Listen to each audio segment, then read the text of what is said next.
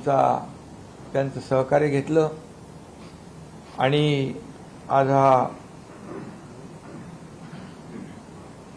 अतिशय महत्त्वाचा असा अहवाल या ठिकाणी शासनाला त्यांनी सुपूर्द केलेला आहे। सदर अहवाल मंत्रिमंडळाच्या बैठकीमध्ये ठेवला जाईल आणि त्यामध्ये सादर करून शासन निर्णय घेईल आणि त्यासाठी विशेष अधिवेशन 20 फेब्रुवारीला आपण जाहीर केलेला आहे। त्या अधिवेशनामध्ये या बाबतीमध्ये चर्चा होईल। या कामामध्ये जिल्हाधिकारी, विभागीय आयुक्त, मनपा आयुक्त आणि त्यांची सगळी टीम हे काम करत होती आणि जवळपास 2.25 कोटींपेक्षा जास्त कुटुंबांचं सर्वेक्षण यामध्ये करण्यात आलं। त्यामुळे मी पुन्हा एकदा सांगतो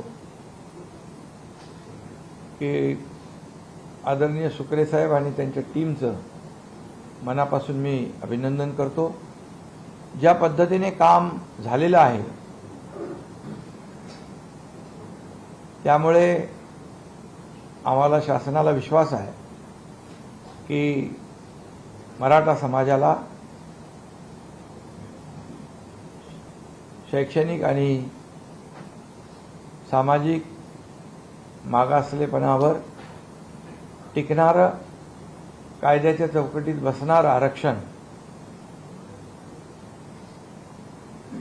ओबीसीला कोणताही धक्का न लावता, इतर समाजावर कुठलाही अन्याय न करता या ठिकाणी मराठा समाजाला देय असलेलं टिकणारं आणि कायद्याच्या चौकटीत बसणारं आरक्षण देता येईल, मिळेल असा विश्वास आम्हाला वाटतो। त्यामुळे मी पुन्हा एकदा आपल्या सगळ्यांना मनापासून आज जास्त बोलणं या ठिकाणी उचित नाही।